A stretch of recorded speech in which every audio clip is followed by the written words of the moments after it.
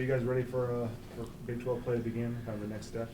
Oh yes, that's what we've been working up to this whole time, all the non-conference games and stuff like that. So we're just ready to get it started. What do you know about TCU? I know they got one of the leading offensive rebounders in the country. They're pretty balanced with their top 5 scorers. They move the ball well and play well together. So we gotta be ready to play. Devonte, what do you pass down to the younger guys about the streak? We really don't talk about it too much,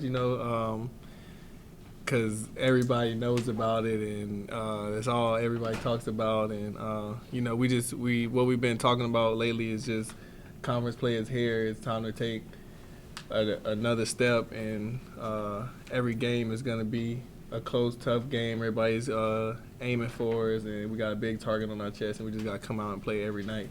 So we don't talk too much about it. What was the hardest part for you when you were a freshman, adjusting from that non-conference flow to what is the Big 12 season and all the things that go into that? Do you remember? I think it's just that target that we have. Everybody wants to see Kansas lose the Big 12.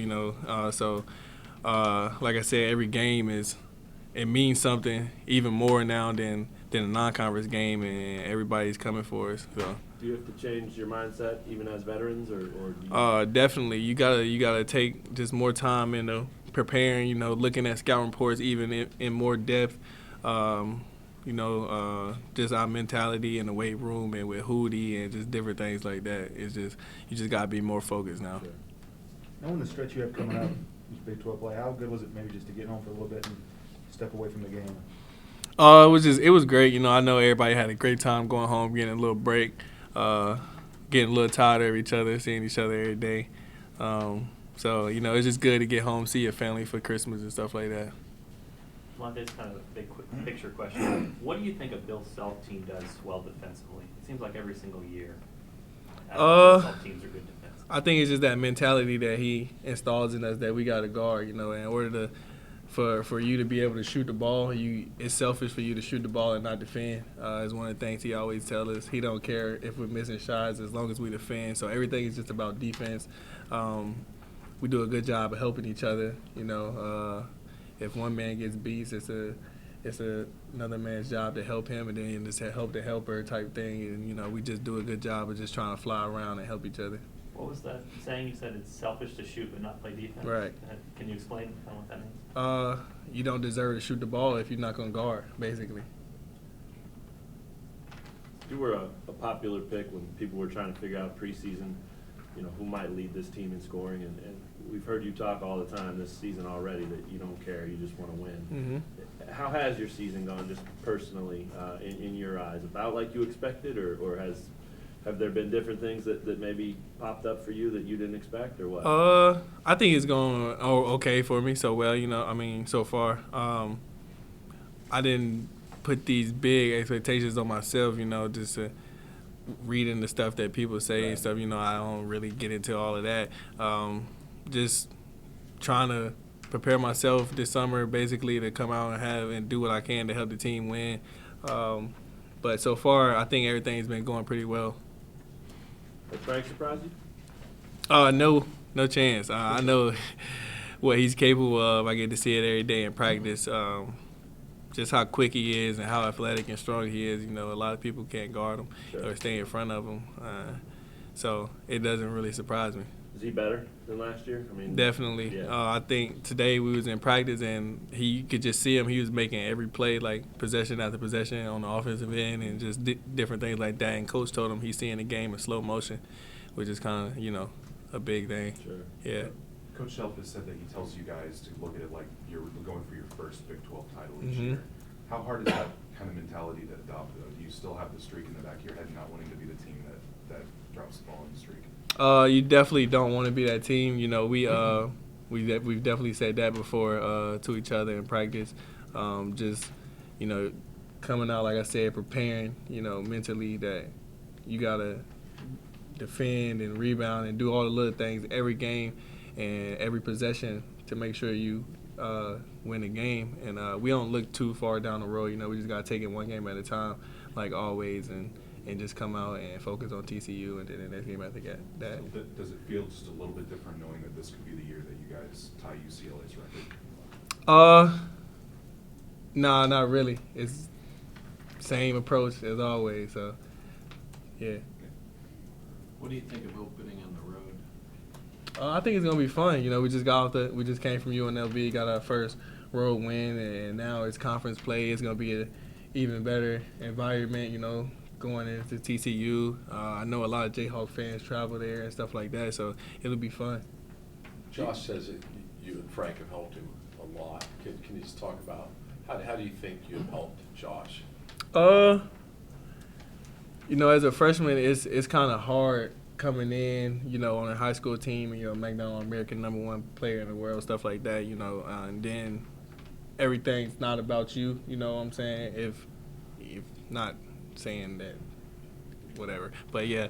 So, you know, it was tough on him to kind of understand the things that coach wanted, you know, as far as when he should shoot the ball, when he should look to be aggressive, and just different things like that. So, you know, just trying to help him learn the offense, when he should be aggressive, when he should take shots, not force shots, and just helping him, especially on the defensive terminology and stuff like that. So, With Udoka's injury, is there kind of a sense of urgency to get Mitch up to speed, and how do you think he'll handle that? Definitely. With all the bigs, you know, we told him everybody got to step up their game even more now that Udoka's out. And like I said, always we've just been trying to push that confidence in him, even when Udoka was here, like, you know, throwing him the ball in the paint, telling him to go score, and just different things like that. So I think he's doing a good job, actually. That first game without Udoka on Thursday, did it feel any different for you guys? You know, without him, you know, he's a big key. He was a big key to our team, you know, blocking shots, catching lobs and stuff like that. But we told the bigs, you know, it's next man up. We can't say, oh, we're gonna lose the game because Udoka's not playing. Like, nobody, we don't think like that. So, you know, it was a difference, you could tell, but we'll be all right. What does Mitch do well right now that you think he can right away with? Just his defensive presence, blocking shots. He go out there every ball. You know, he's starting to talk a lot better. Switching four, he could do that. You know, switching onto a guard and kind of guard late game situations and stuff like that. So, I think just his defensive presence. Anything else? Do you pay much attention? I know you guys have your own stuff to focus on in the non-conference and just getting better and that kind of stuff, but are you aware of what other Big 12 teams are doing and how their seasons are kind of going before you get to this point? Some of them. You know, I haven't watched every team play, but, you know, I got the ESPN apps, and they all come to my phone when they play and stuff like that. But, you know, I know TCU's been playing great. I try to watch them when I can. Yeah. Not a priority, though. Right. When you get there. Yeah. All right, thanks. Thanks, Devonte. Thanks, I appreciate it. Like, You said a couple weeks ago, and you say this a lot, you know, that winter break is where you can improve the most. Yeah. You guys can get better. How do you gauge it? Do you know now, or do you have to wait a couple of games into the Big oh, no. 12? I think we got to wait till probably after the K-State game. Okay. Because, you know, the first practice you get back, you know, just review some stuff, stay in shape. So, I mean, we've had three pretty good practices, but I wouldn't say that we've really added a lot yet. But I think that we can, you know, we can start adding some stuff probably after the TCU game and after the K-State game, maybe throw in a couple of wrinkles or two. Bill, there have been years when you've had really good shot blockers and had good defenses, and then like last year you didn't have a dominant shot blocker and had a good defense. What do you think has enabled you guys to have kind of elite level defenses, no matter the year, no matter the personnel? You know what? This year we don't have an elite shot blocker, but I think we're second in the league in block shots, which is, well, I guess that's more important, and I guess you have multiple guys rather than just one guy. But I would say just a mindset that, you know, and it's not as good as what it needs to be. And certainly last year's I thought was pretty weak till the end. But you know, if the other team can't score, you can't lose. And I don't think we quite have that pride yet. But I think we're gaining on it. It seems like to me we play the score a lot. Which the great teams, you know, they put the foot on the throat, and we certainly got to get better at that. I thought that was certainly the case out in Vegas. I thought we quit playing at halftime. on both ends. And so, I think when you score easy, which I'm not saying we always do, but we do in stretches, I think guys take the foot off the gas a little bit. But for the most part, our mindset's good. Our mindset is, if you were going to ask our guys, I think their mindset would be that if it was game point, would you rather be on offense or defense? I think their mindset would say, give them the ball. At least I hope it would, because I know all our best teams in the past had that mindset. TCU, how are they better? Well, they've got a lot of new guys, and they're more balanced. It's not quite the same, but when we won the national championship, I think our leading score averaged 13, and in this particular case, I could be wrong. I think they got 6 guys averaging right at 9 or above. So obviously they got some balance. They're playing with much more freedom offensively, and they're rebounding the ball. But they're certainly one of the most improved teams in America. You said after the UNLV game that Mitch was probably your third big. What does he do well, and what does he need to get better at to get up to speed? To get what? To get up to speed. Well, I'm not saying he's not up to speed now, but I don't think it's a negative to say that he's our third big. If Mitch was ahead of Landon and Carlton, then I would say we have some real problems with all that experience. But I would say just basically he needs reps, he needs game time, he needs to be able to play through mistakes, which we haven't given him a lot of opportunities to do that. But just play to his athletic ability. I hate to say this because it sounds like you're taking away a guy's game, but just don't screw up. Just defend and run and jump and rebound and play hard and make easy plays. Those are the things that I think that he can do. And then when he does those things, he'll get more freedom to expand his game a little bit offensively. Devonte talked about giving all the bigs some confidence and kind of like saying things to inspire them. We hear about that a lot. Does that really make that much of a difference with some of those guys? Well, I think anytime, just in general thinking, anytime that you have your better players encouraging everybody else to be confident or go make plays, or hey, it's a good move, you just missed it, or whatever. I think that's always positive. I think that's the way it is on every sports team. We're making a lot out of, in particular, just our bigs being said to that. Hey, Devonte says that to Frank too. So I don't think there's anything earth-shattering or any revelation that they're getting special treatment from our guys. I don't think that's the case at all. You said you like how Speed's playing, and obviously he's in the starting line. Do you think some of that is just maturity or being in the program, or age, or maybe even just being comfortable I think in America? I think I don't know if it's comfortable in America, but it could be. Yeah. I mean, I hadn't thought about that. Maybe once we got through the elections, he feels relieved about everything. I don't know, but I think a lot of it's age, maturity. He's still young. What is he? Is he 19 now? Yes, he's still young. But also a lot of it is and this is not a negative towards Wayne or towards Brandon, is that they're not here. And if you play 4 guards and there's 5 out there, whether you start or not, you're going to get 27 minutes. So I think that's a lot. With last year when you play, Perry obviously is a big, and he's always going to be your second big. So you've only got 3 spots, and you got Frank and Devonte and Brandon and Wayne. It gets to be kind of a crowded house, at least the appearance. And I don't think he was quite ready to maybe have a little bit bigger role. But now obviously he is. And you could say the same thing with LeGerald. I think LeGerald, a lot of his stuff is opportunity too, but they're both making the most of it. Bill, that's I guess the season when we talked about the conference winning streak.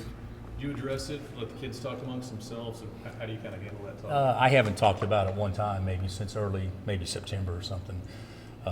We'll probably address it at some point in time, but it's not the 13th in a row for this team. It's the first in a row, and so the whole deal is you could use the motivation. Hey, do you want to be the team that's remembered that didn't do it?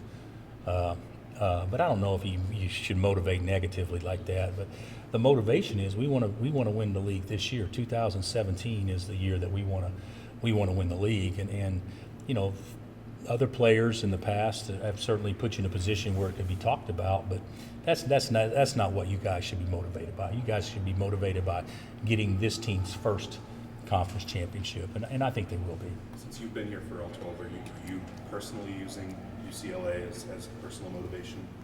Am I personally doing that? I don't think that you could. I don't think that whether UCLA won 20 or 9 or whatever, I don't think it would be any more motivation for me personally. I just want this team to be as good as it can be. It would be nice to get to tie that record because that is a pretty cool record. But that right there, I don't lay up at night thinking about, oh God, if we could just match UCLA. You know, I mean, I don't think that. Now, if we had Walton and Alcindor and those guys, maybe we could talk like that. But that's not anything that I think about. Anything else? Will you go with Landon and Svi again in the lineup? Yeah. Unless something happens between now and 4 p.m. this afternoon. So, but yeah, we'll certainly start those two. How much does the speed of the game change between non-conference and then Big 12 play? Usually it slows down. You know, I think, West Virginia is not going to average 93 points a game in the league. We're not going to average 88. Iowa State's not going to average 91 or whatever it is, or Oklahoma State. Or it slows down because the competition's better.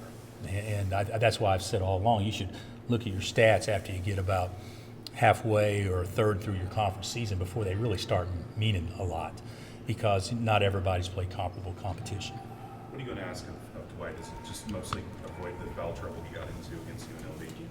No, I would say with Dwight, just be ready to play, and when your number's called, just be ready. It's going to be, and it could change, but right now Dwight would be our fourth big, and it could change, but certainly, if and the opportunity he'll have to play more is that for him to be ready when his number's called. So I'm not going to – I don't talk to him about stay out of foul trouble or anything like that. You can talk about playing smarter, not fouling 90 feet from our basket, but for the most part, just be ready when your number's called. Is it a trust and comfort issue, the reasons he's doing that? Maybe he doesn't trust himself or he's just not comfortable out there making those kind of silly fouls? No, I don't know, but maybe.